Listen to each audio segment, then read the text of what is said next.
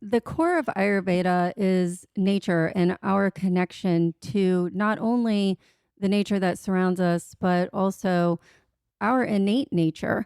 Within each of us exists what's called a dosha. That's our constitution. And each of the doshas, which are called pitta, vata, and kapha, correspond to an element of nature. So, for example, pitta is fire, vata is air, and kapha is earth.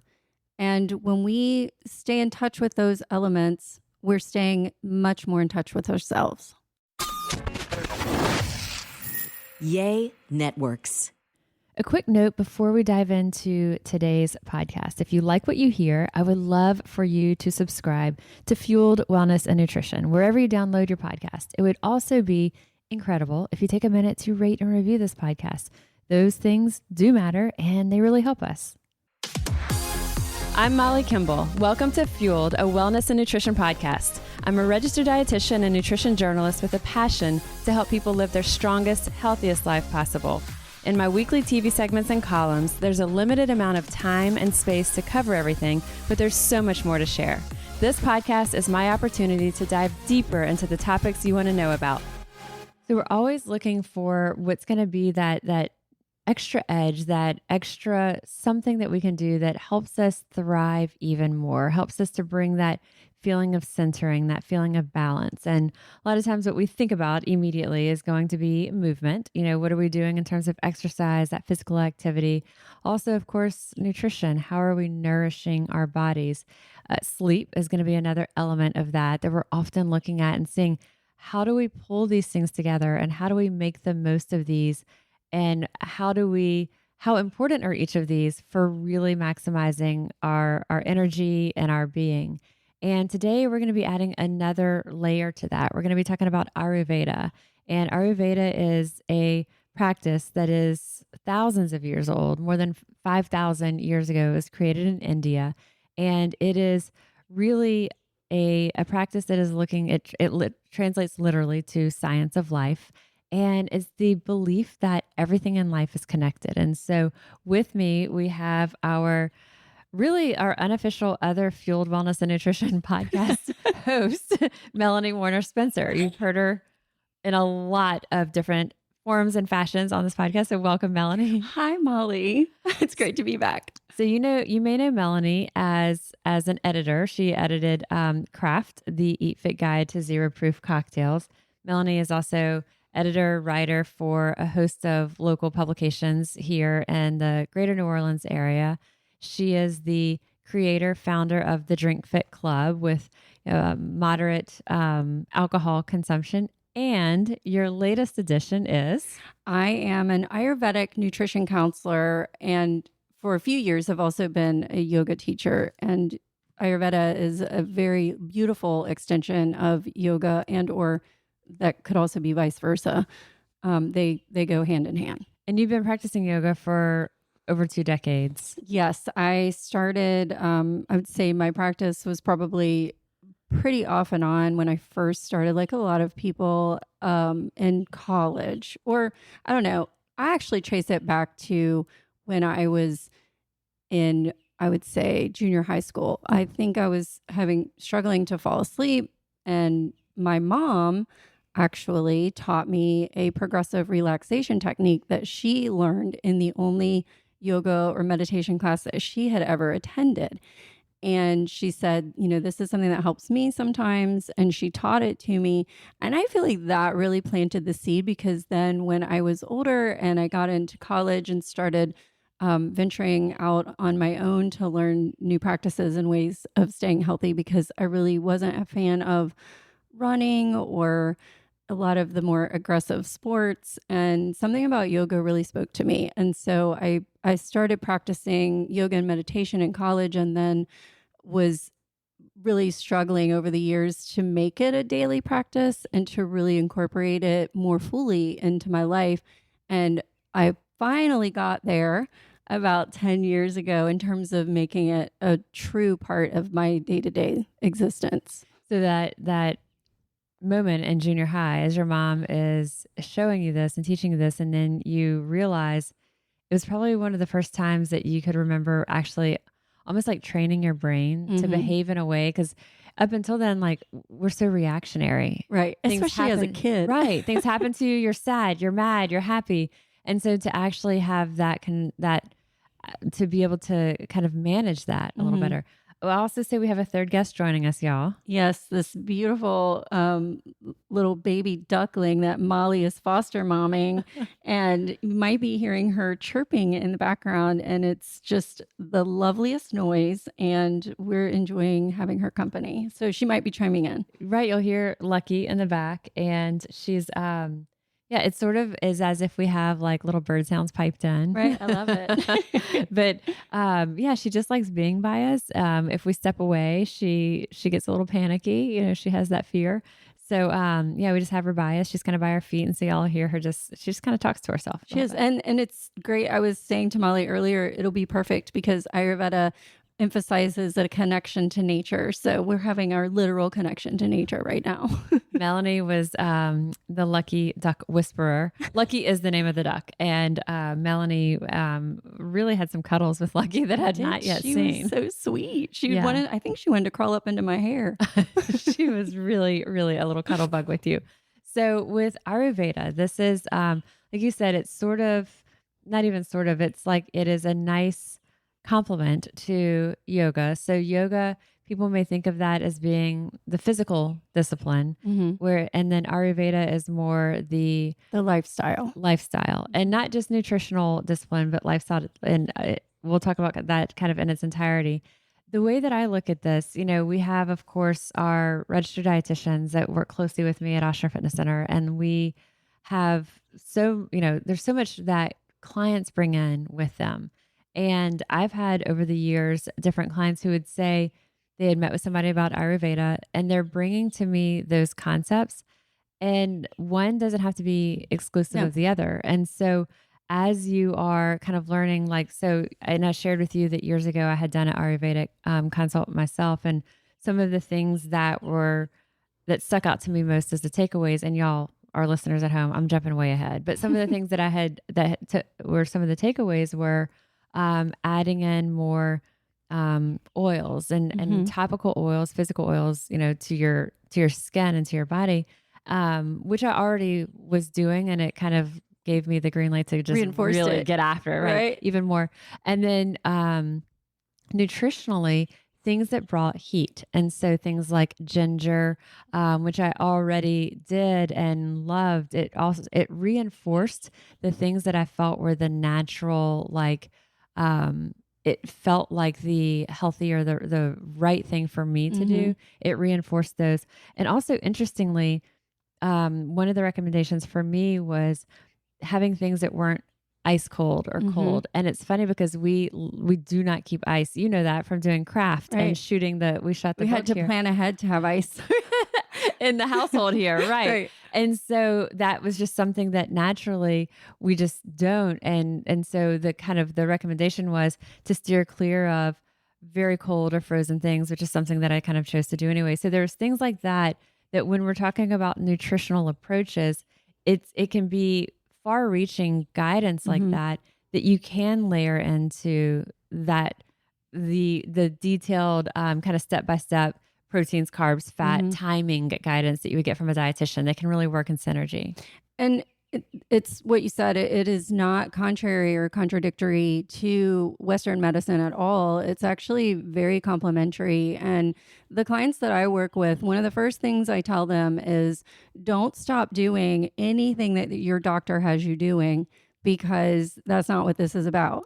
This is about finding ways for you to live more easily with whatever you're dealing with. So if you have conditions, we're going to work within those conditions and hopefully find some grace for you there. If you don't have conditions, then, we'll have something else completely geared toward that lifestyle. But I would imagine a lot of the people who are seeking this out are seeking it out because there's something that's a challenge there. A lot of them do. And I feel like, it's kind of with any sort of lifestyle guidance, whether it be therapy or doing something with a dietitian or yoga, whatever the case might be. A lot of people come to this when they've hit a wall or a Yeah. threshold that they've realized they can't progress, or they're stuck in a really terrible rut, and they want some other way to try to get back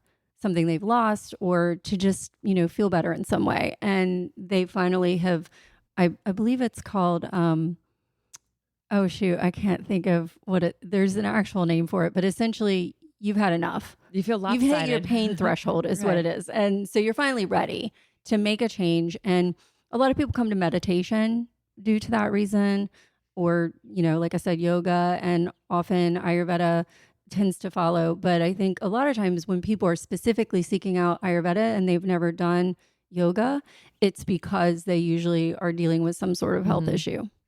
And so we said, it started in India thousands of years ago. It translates literally to the The science of science life. of life. And it's looking at how do you explain it? Like if someone has never heard of it, because I think it's a concept that's been around for thousands of years, but it's probably new to a It's lot of new people to to a hear. lot of people, and I try not to assume that anyone knows what it is. And so I start with the fact that it's often referred to as the sister science to yoga, or the lifestyle science that complements yoga. And when I talk about yoga, and this is on my website too, I'm talking about all aspects of yoga, not just what's called yoga asana, which is what most of us think of as the movement practice, like going to your yoga class and doing poses.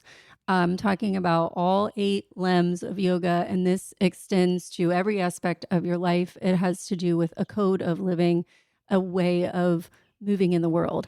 And yoga asana is just one aspect of that. And so then once you get deeper into that, Ayurveda comes into play. And Ayurveda is a way to, and I'm going to quote Myra Lewin, who is the director and founder of Hale Pule, which is, I believe, based in Thailand. But she's an Ayurvedic teacher, and her way of describing it is just so beautiful. And it's basically that we are learning how to digest not just our food, but our lives. And there's this heavy emphasis, I think, sometimes on the food and on how you eat in Ayurveda, but it really is holistic. It's about not just what you eat or how you eat, it's about where you eat and what you're consuming, not just in terms of food, but in every area of your life. And it's centered on the concept that is it like an energy flow like we would think of, and like So, prana is at the heart in a lot of ways of Ayurveda and of yoga. And a lot of people will be familiar with the word prana probably from their yoga classes. And that means life force energy. And what you're trying to do is always be mindful of that pranic energy in your body. And for our purposes, we can just say energy. And so you're putting an eagle eye and, being very mindful of your energy that's coming in and coming out. And the fresher and closer to nature things are that you're consuming, the better in terms of the energy that those things or activities hold. And everything has a life force energy. So Lucky the Duck has life force energy. The milk that we're using in our coffees has life force energy. Anything that's living or has lived has life force energy. And what we want to do is pay attention to that and how it affects us. And everything affects everyone differently. And I think that's the other misnomer that people get caught up in, is this is such a rigid way of living. And I have a lot of people ask me all the time, is it hard to live Ayurvedically and to eat Ayurvedically? And to that I say no, because it's tailored to you. It's custom. It's what works best for you personally. And if I say, here's a guideline of Ayurveda, and I illustrate that for you and give you all the details you need to understand whatever it is, and you try it out and it just absolutely does not work for you, or it makes you feel bad, or it just doesn't do anything that makes much of a difference for you after you've tried it for, say, let's I'm going to say, I have said, why don't you try tongue scraping, which is an Ayurvedic morning practice called dinacharya, or it's part of dinacharya. And so you try tongue scraping for 4 weeks, and you come back and you tell me, this, I just can't seem to work this into my lifestyle. I don't like it. It's gross and it feels funny to me. And I don't like doing it. And it actually kind of, I feel like I'm going to choke when I try to use the scraper. And, you just are really resistant to it. Then what I would say is try a different practice. Just set that aside for a while, or maybe forever, and try something else, because it's not working for you. So it's not one size fits all. And I think that's why when people do get into it, they really start to love it, because they realize, oh, this is what I need and what works right for me and what serves me well, and not what, some blanket idea of what everyone should be doing. Talk to us about the doshas. Well, do we want to go into the doshas first, or do we want to go into, is there a bigger picture before we get into that? Well, I do want to stress that so much of what Ayurveda teaches and what I personally teach is that there's an overarching, I would say, goal of connecting more with nature. And when we connect with nature and we're doing what's best for nature, we're doing what's best for us. And I always want to emphasize the parallels between the human body and the human mind and the natural world. And if we're doing something that's good for ourselves, then the nature aspect will follow, and vice versa. And it will also be good for our fellow men and women, mankind or humankind. So when we're in harmony with ourselves and with nature and vice versa, then we naturally become in harmony with all of these other elements in the natural world. And so when you start getting deeper into Ayurveda, you start to learn that, and this is really one of the major points of Ayurveda, that everything in our body and mind correlates to a natural element. And so the elements of earth and air and water and fire and what's called, space, those things they'll come up over and over again, because we're that connected to the elements. And then when you get into the doshas, that's why I wanted to say that first, is because then the doshas also correspond with those earth elements. And the doshas are our unique constitutions. And so what that means is there are 3 doshas. There's Pitta, Pitta, Vata, Vata, and Kapha, Kapha. And those are the different aspects of personality, of body composition, of the way we move in the world, the way we relate to the world, our sort of mental and physical states, all of those things wrapped into these 3 doshic elements. Which correlates with, when you say like earth or fire, which correlates with which? Fire is Pitta dosha, Vata dosha is air, and Kapha is earth. And so each one of them water. Well, each one of them also corresponds with the other elements. So in connection to that, you'll actually have more than one thing that corresponds with Pitta other than just fire. And so it starts to get a little bit complicated. And I think it's easier just to stick with either fire and air, earth and air, as opposed to going into all these sort of other sub categories, because it starts to get a little overwhelming. And I know we were talking earlier about just how overwhelming this can be, because it is, 3,000 to 5,000 years worth of Vedic knowledge. And I definitely have felt that overwhelm myself. I mean, years ago when I first started really reading about Ayurveda, I would just get overwhelmed and put it down, because I couldn't wrap my head around it. And it took many years before I even felt confident enough to take a class on it, because I just couldn't figure it out. And I think that's part of it, is that we have to embrace the unknown and embrace the fact that we'll never maybe have all the knowledge. And I think especially as Westerners, um, we're very linear thinkers, and we always want to figure things out and have the answer. And they're just it's such a vast science that I had to, and this is especially also as a perfectionist, come to terms with the fact that I may never know all of it. And that's okay. I'll learn as I go. And that's what I like to tell people when they're starting out with this, is just be content to learn as you go, and keep it simple. So if you're just looking at the doshas, just look at the doshas for now. And I actually encouraged Molly to take a dosha quiz before we had our conversation here, so we could actually talk, with a concrete example. And the one that I love, and there are as many dosha quizzes out there as there are websites on the internet. And the one that I personally really love, because it is simplified, but also because the breakdown is this very lovely pie chart that you get the great visual, and then it tells you exactly what you're looking at and explains it. And that's on banyanbotanicals.com. That's BANYAN botanicals.com. And if you do the drop down menu, it'll say, take the dosha quiz. And it'll ask you to set up an account so it can email you everything. But what's great is it's free. You don't have to buy anything. It's absolutely free. And this website is such an immense resource of articles.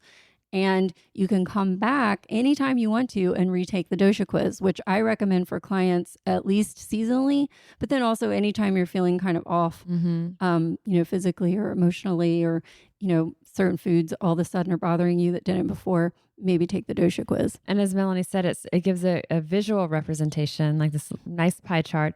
And mine was almost half, or right about half. Pitta. Yeah. And so pitta is the one you said is fire. It's fire. And then I was, next for me was vata. So you're not quite half of the other side of the pie, or you're a little over half of vata, and then you were a little bit of kapha. And I think it's important to stress too, we all have all three doshas. There are some people that are tridoshic, where they're even on all three. But all of the doshas are always at play in all of us and in nature. So the seasons, there are different doshic seasons. We're recording this in summer. It is pitta season, which makes perfect sense if you're living in the deep south, in particular, because we are on fire. It's very hot. And I love it. And and pittas kind of love the heat. So when Molly was reading the description, she said it was so spot on. And what you'll find is that in these descriptions of the doshas, a lot of it will resonate, and you'll see yourself in the descriptions. And you get to know what your prakriti is, which prakriti is your natural constitution. That's what you were born with, what you came out as a baby with in your body. And then your vakriti is essentially what has happened along the way and any kind of imbalances that have occurred.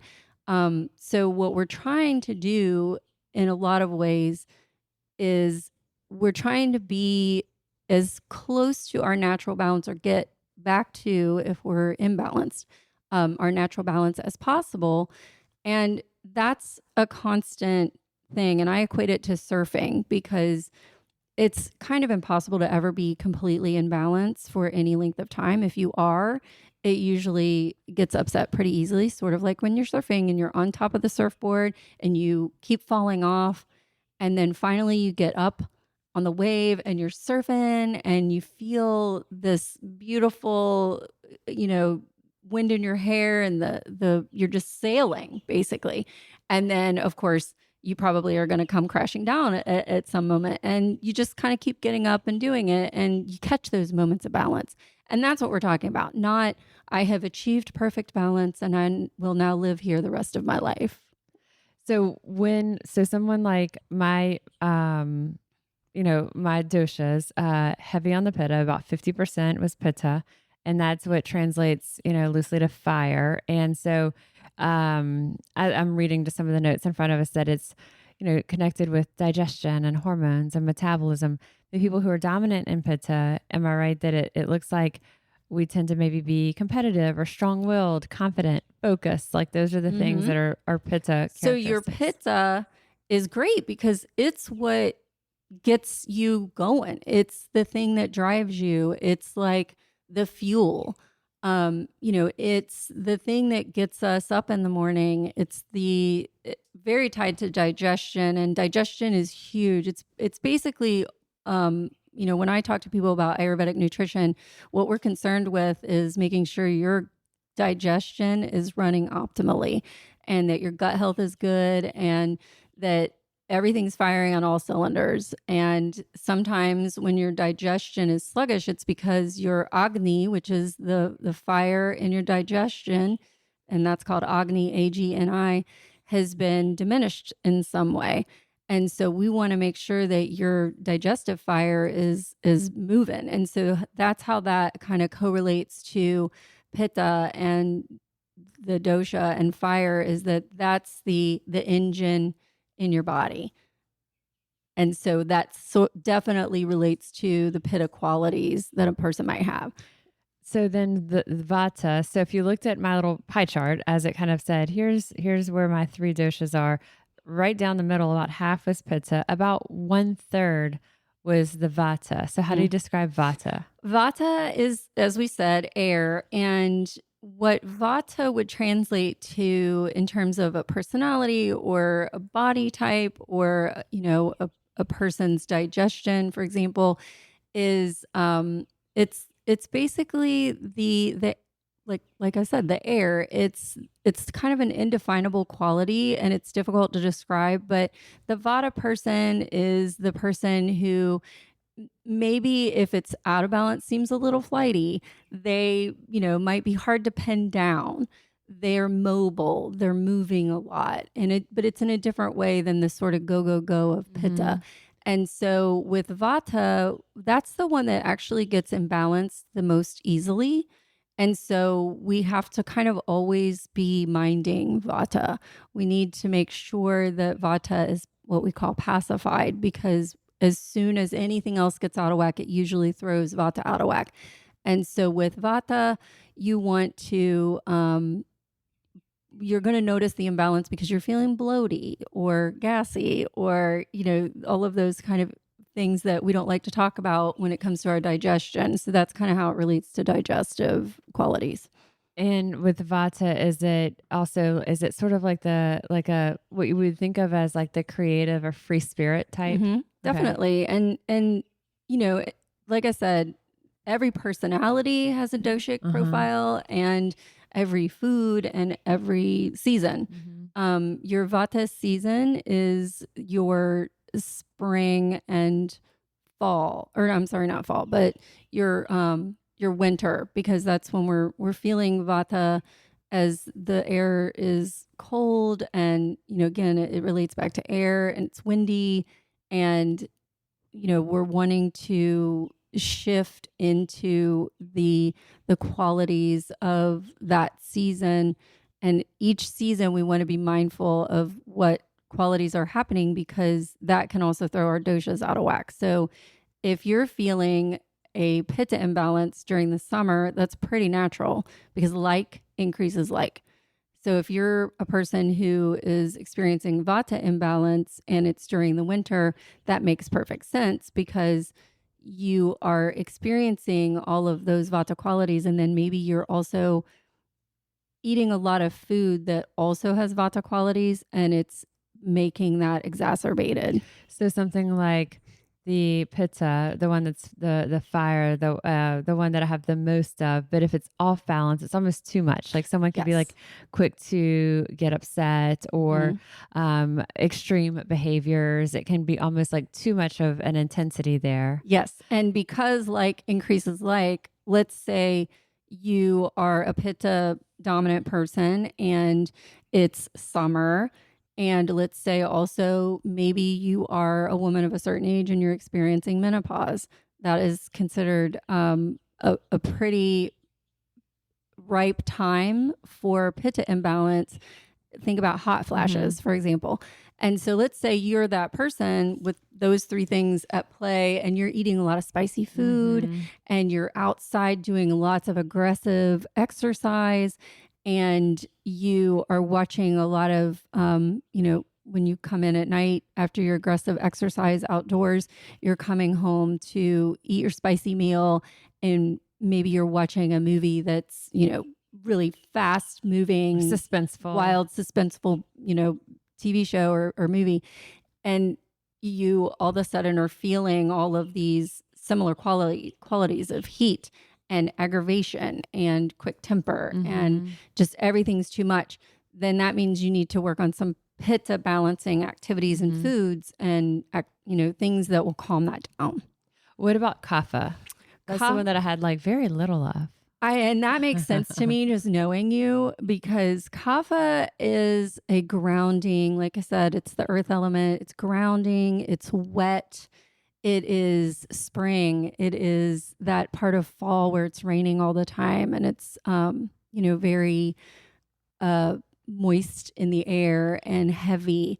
And so when we're in a kapha state of mind, or if we have a lot of kapha, we might gravitate toward activities that are a little more chill, a little more cozy.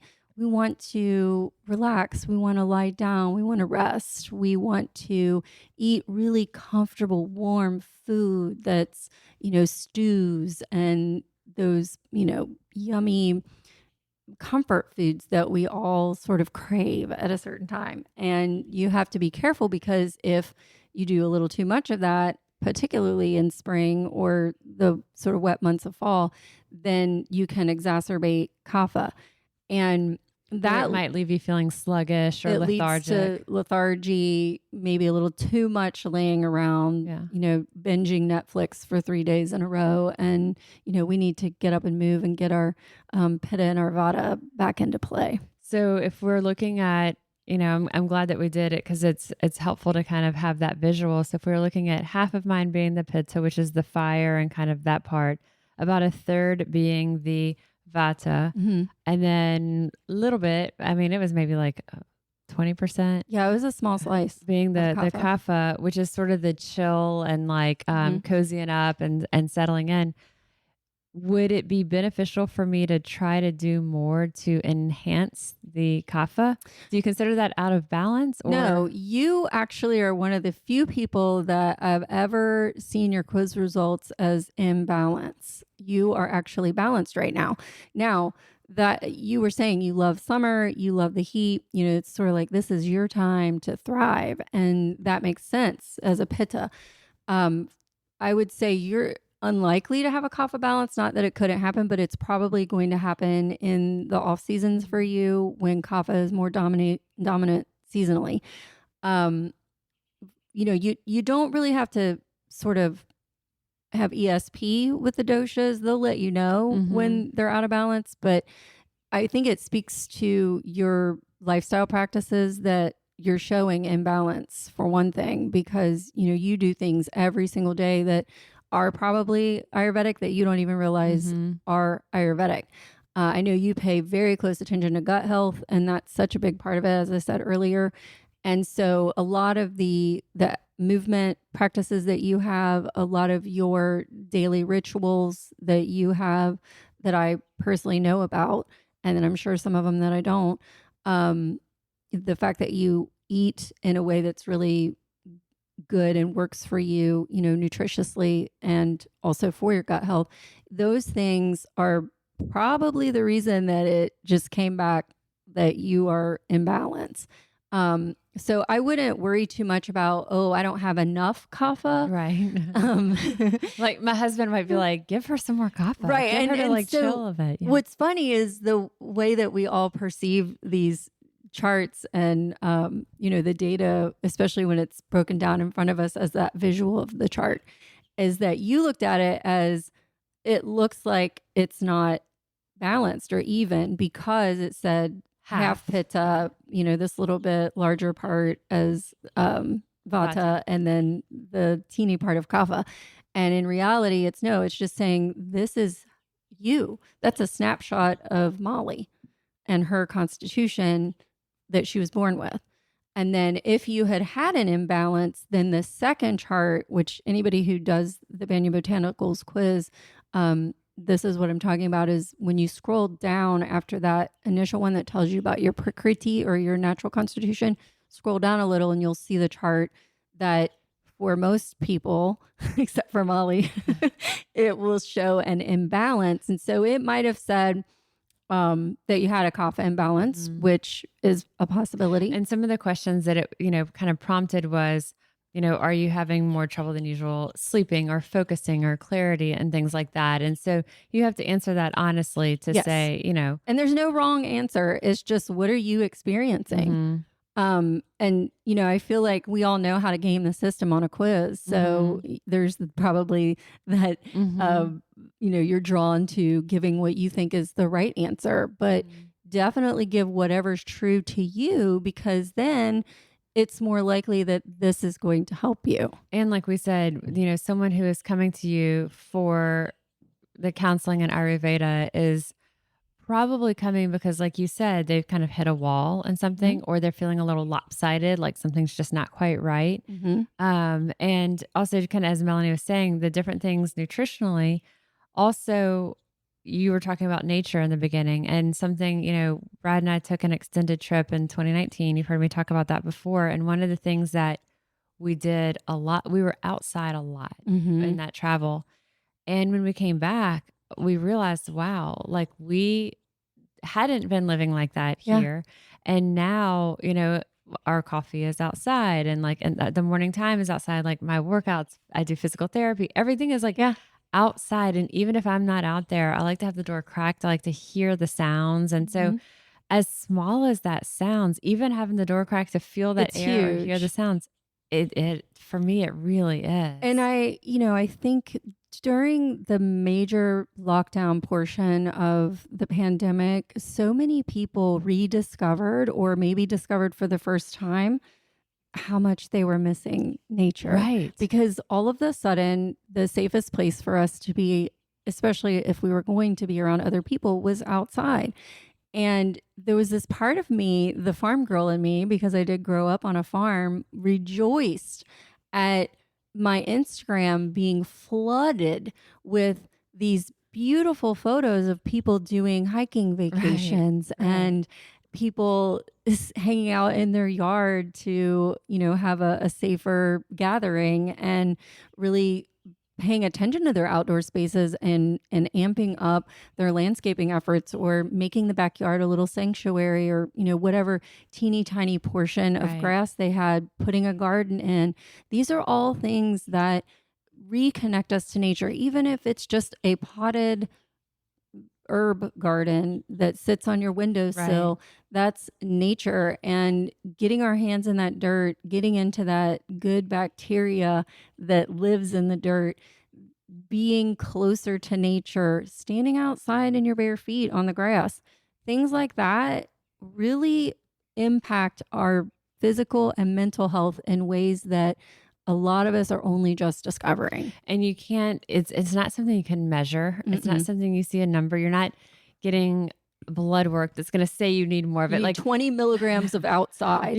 There's not a definitive, there's not a black and white on it, but it's one of those things that for me, I know, like, it's such a head clearing and a reset. What are some of the things, like if someone is, we talked about mine and being like pitta, dominant.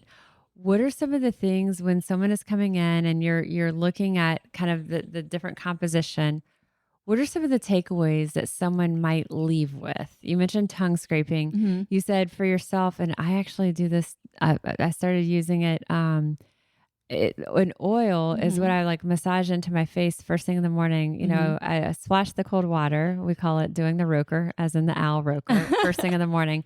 But before that, I started doing that oil massage into my skin, and it's a cleansing oil, but it also feels so good. And I love my skin is naturally dry, whole body. And so anything that I can do that's bringing. So there's a practice that is considered tridoshic, which means it's good for everyone, no matter what your constitution means. Yeah. Oops. Lucky just tried to escape. We both stopped short because she was trying to jump out of her box. So Lucky has these little nubs of wings, y'all, and she may have just She might be trying them out. She's trying them out. So tridoshic is when I like that term. it doesn't matter what your dosha is, and it also doesn't matter if you have an imbalance. This is going to be good for you, So and it's fitting for all three doshas. Yes. Pitta, Vata, or kapha, and any imbalance. And it's a practice called Abhyanga. And it is basically just a self oil massage, but it's not like your daily moisturization, although that's important. And you can use these same body oils or kitchen oils, frankly, for your daily moisturization as well. But we're talking about a practice that is so unbelievably nourishing and calming for your nervous system. It has so many benefits that it's one of the first things I try to get people to start doing when I work with them, or, probably every one of my friends has heard me say, you should try this. And what is involved is basically you take an oil that is either corresponding to your dosha. And so for me, I like to use coconut or sunflower oil because those are considered cooling oils. Are you Pitta dominant also? I am a little more even with Pitta and Vata. Okay. Actually, I think I have a little more Vata, but it's pretty close. And so, but I also am in perimenopause, and I'm a 50-year-old woman, and so I definitely have to be cautious of doing things that create hot flashes for me. I like to try to avoid that. And so I try to use cooling oils, and I try to eat a lot of cooling foods and liquids and things. What types of oils are cooling oils? Coconut is a cooling oil. Then also sunflower is one of those that's a little more tridoshic, and olive oil is a little more tridoshic. Sesame oil is more of a heating oil. And then let's see, the other oils that are often recommended are, and it's sesame oil. Actually, I'm wrong. I backtracked that. Sesame is a tridoshic oil too, and it's found in a lot of the herb infused oils that are specific for Abhyanga. And so you just kind of want to, when you look at whatever your dosha is, and again, on the Banyan Botanical site, they actually have oils that are created for each dosha, and you pick the one that goes with your dosha. And so if you want to pick one that's just going to be good for everybody, then sesame is a good one.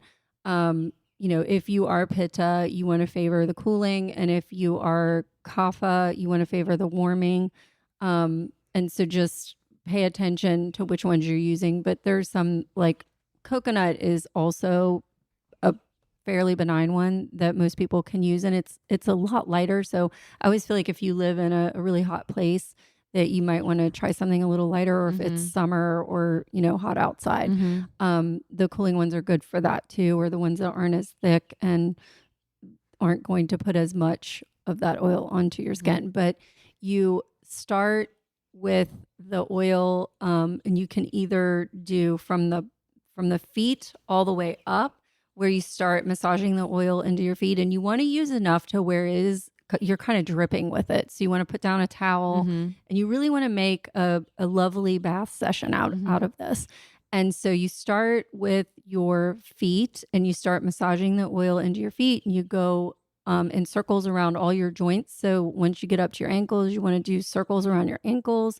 And then you just keep massaging in these long, nice, really slow and, sort of firm pressure strokes along. I'm kind of running my hand along my arms. So you just want to do like long strokes along, the longer parts of your limbs. And then you want to get in between your toes and between your hands, and just move your way up your body, all the way up to the crown of your head, where you're also dumping the oil on the crown of your head and rubbing it into your hair. And then once you get all of this beautiful oil rubbed into yourself, if you have time, you want to sit there for, 10, 20 minutes, read a book, listen to some music, light a candle, whatever, and just kind of hang out with the oil on your body, because what you're trying to do is let it soak into the deepest level of the tissues of your skin. And it's incredibly nourishing for your skin. But the massage portion of it is lovely because it is a good, as I said, nervous system regulator. And all of this helps with digestion. So I think sometimes we kind of forget that meditation and massage and these practices that really calm us and reset our nervous system also correlate to the gut and to our digestion and help us digest our food, which you don't want to do this practice that I'm telling you about, Abhyanga, right after you've eaten. You really don't want to take showers or, do any kind of bath or whatever right after you've eaten in Ayurveda. You want to kind of wait. So you probably would want to do this, a couple of hours after you eat, and do it typically at night, because it's going to make you feel a little bit sleepy. And so after you've sat there with the oils, and you can also create a little bit of a sauna in your bathroom and maybe get a little space heater going and really get that oil to soak in. Then after you put the oil all over your body, you're going to take either a nice hot bath or a nice hot shower. A bath is preferable. Maybe throw some Epsom salts and bath salts and yummy things into the bath as well. Essential oil, whatever floats your boat. And, the lay there as long as you want to. But the goal here is that the hot water or the warm water will actually cleanse your body. So you don't even need to use soap at this stage, except on the places in your body that sweat. Mm-hmm. So you obviously would want to use soap there, and then you wash your hair, or don't wash your hair and let the oils stay in your hair all night long, which adds another layer of nice conditioning to your hair. So how often would you say to do that for someone? I like to do it about once a week. Mm-hmm. You could do it more often, but really if it's a once a week practice, you're going to get so much out of that just from once a week. And it might be the single most effective Ayurvedic practice in the toolbox, in my opinion, because it does so many different things. If you add dry brushing to it, and that's literally just taking one of those brushes we've seen these at, any bath and body store, where it literally just kind of looks like an oval brush that sometimes has a little strap that you can strap to your hand. And it could be like loofah style or little bristles. And you use the brush side. You can do that before you do the oil. If you're using the dry brush, however, you want to do it earlier in the day, because that can be sort of invigorating. So a lot of people will do dry brushing in the morning, then jump in the shower and go on about their day. But you can include it with your Abhyanga. It's just up to you, but I just wouldn't do it too late in the evening, because if you do, you might end up sort of eliminating some of those calming qualities that this practice promotes. But I assure you, even if you didn't do the dry brushing, your skin is going to be softer than you've ever felt it. It's going to feel beautiful, and you're going to sleep so well that night. It's also its own a little bit. It may not be specific meditation, but it is that focused time that you're not, you physically cannot be scrolling through social or some of these other things that we do with our time when it's not being filled, as you're also doing all this other oil application and everything else. Exactly. I mean, you have to focus, you have to clear your head, or just let your head go where it goes. Right. And I'll put on music, or even listen to a book or one of the more calming podcasts that I listen to. I'm not telling you how to do it. The building blocks or the essential parts of it are that you're taking time to nourish your skin and your nervous system on a really deep level. And so whatever you want to add to that, as long as you're doing the oil, you're doing the massage part, and you're getting in the bath with the hot water afterward, then, that's your check marks. But you can also add all this other stuff in if you really want to make it glorious. What are some other tridoshic practices? Again, tongue scraping is one, and tongue scrapers are actually becoming a lot more, I think, mainstream. I feel like dentists everywhere are going to be like, yes. I know. And so you don't want to stop your flossing or your brushing. You still want to do that. But the idea here is that you're essentially, after you have slept, you have a lot of buildup while your body is processing all the things from the day before and doing its processing and elimination, systems throughout the night, both mentally and physically. And so in the morning, then in Ayurveda, the idea is that we need to eliminate those things that have built up overnight as our body's doing its thing, to kind of simplify it. And the sort of quote bad things that are coming out of that would be called AMA, AMA. And so those are toxins or just kind of icky things that we want to get out of our system. And so obviously you want to go to the bathroom when you get up. You want to eliminate, which means have a bowel movement, and you want to scrape your tongue, and that's getting some of that ama or that buildup out of your body. Like thinking of it as almost like purifying air as much as we can. And so for one of my clients, she was already tongue scraping when we were doing kind of these initial practices where I said, here are 5 or 10 practices, pick the one that resonates most with you. And she's like, oh, I'm already doing that. I'm already tongue scraping. And I said, well, tell me about your routine. And she was tongue scraping after she had her morning coffee. And I said, the only thing I want you to do is switch that, flip it. When you get up, tongue scrape, brush your teeth, then have your morning coffee. The reason is I said, actually, please have a glass of water, then have your morning coffee. So I was asking her to add, basically do something you're already doing, just doing it in a different order and add water. And so the thinking here is you don't want to drink the gross stuff that has built up overnight and swallow it down back into your system. So instead of drinking something first thing in the morning and then doing your oral health care, you would want to do it the other way around. So the very first thing I do in the morning is I scrape my tongue, I floss and brush, and then I will I'll actually splash some water in my face, which another practice is what's called eye cleansing. And you can either do this just with water or you can do it with rose oil or rose. That's the kind of oil I have. Not rose oil, but rose water, which is really cooling and soothing. You want to make sure it doesn't have alcohol in it. So you just want pure rose water with water, so mixed in. And you just cleanse your eyes. So you will take the water in your hands they have these little eye cups that you can use, and you just open your eyes and blink them and maybe roll them to one side, roll them to the other. And it's a really nice, refreshing practice for the morning.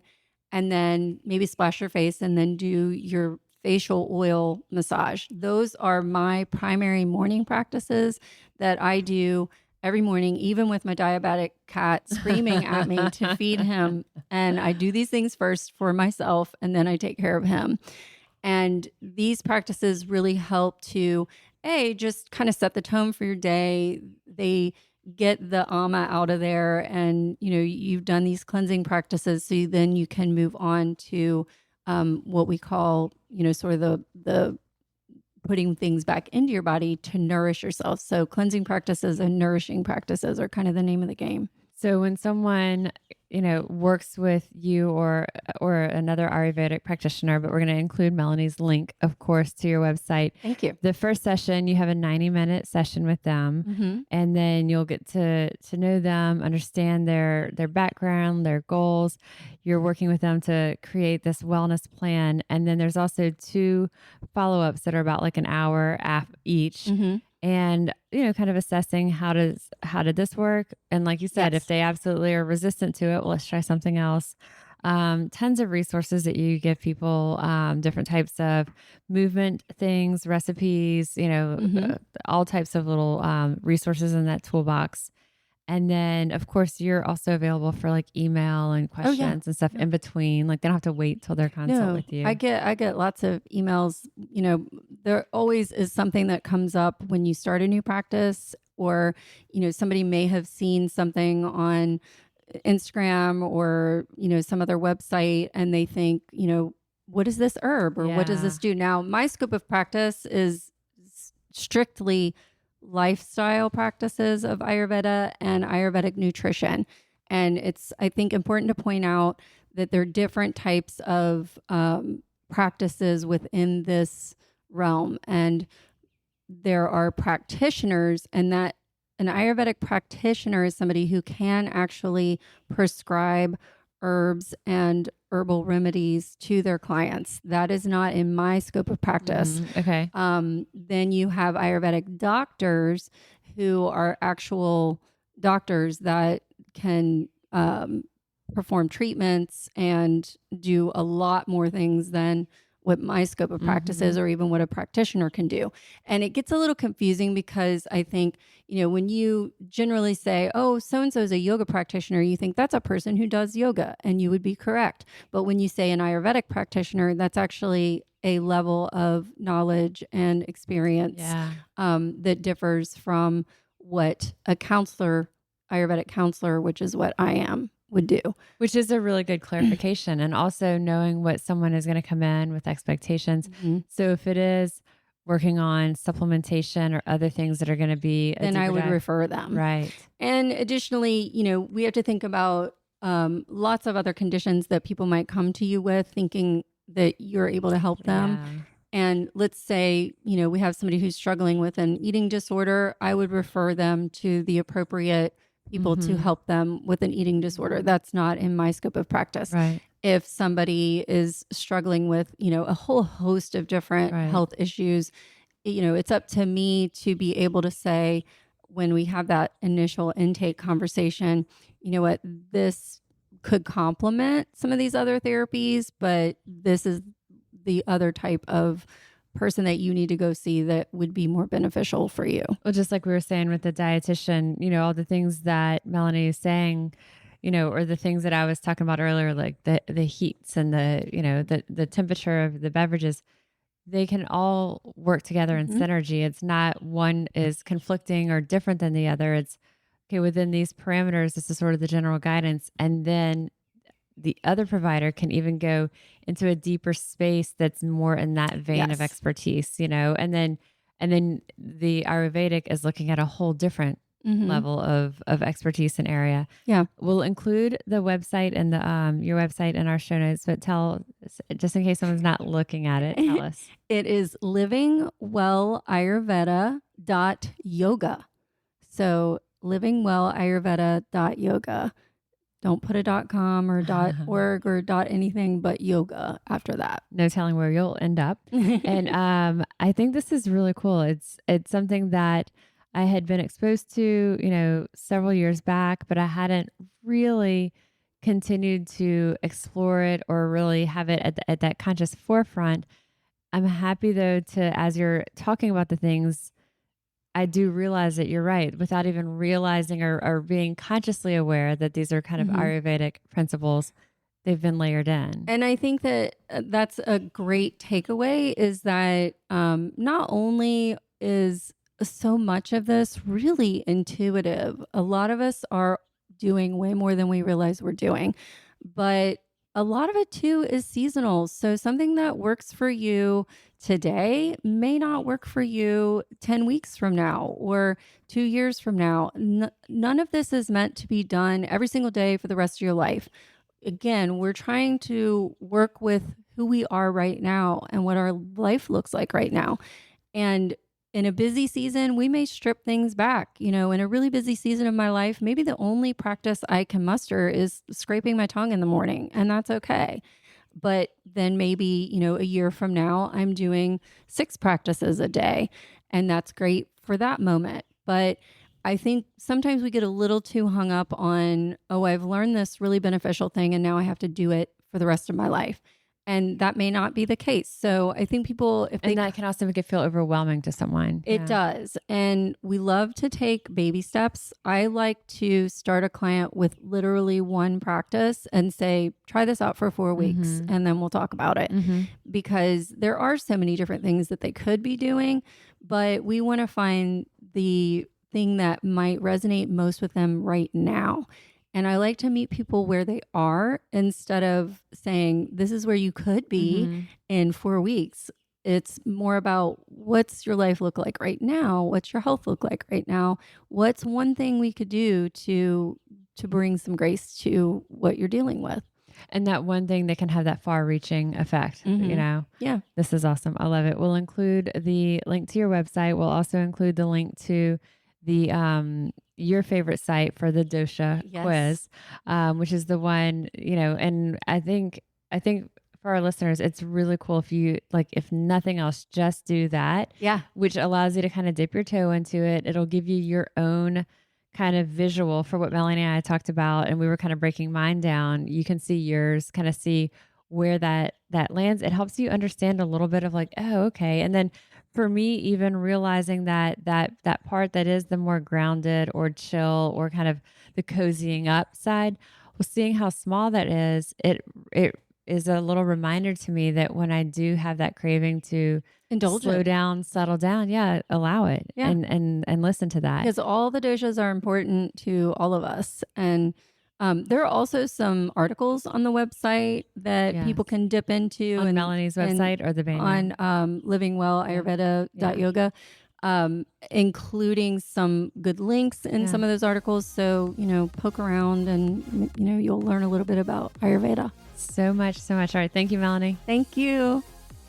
Always, always, always love my time with Melanie. She is just one of the most vibrant, enthusiastic, just warm, loving people. And I love that she has so many passions. She's an excellent writer, excellent journalist. And then as she became more familiar and experienced with the alcohol-free for 40 and kind of the zero-proof lifestyle, really immersing herself in that and creating the Drink Fit Club. And then, her yoga practice and how that's evolved into her Ayurvedic practice. So I love that she really deeply immerses and becomes expert in these topics that she is so passionate about. So I'll include the links that we talked about in the show notes of this episode. Especially, I think y'all are going to find it's really cool, the one that you can test for your particular doshas.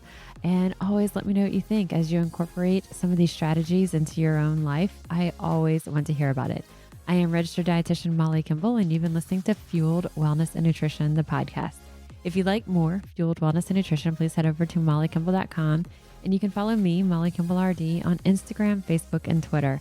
And if you haven't yet, please go to Apple Podcasts and subscribe, rate, and review this podcast. Join us next week for another dose of Fueled Wellness and Nutrition. Thanks for listening, and stay focused on living your strongest, healthiest life.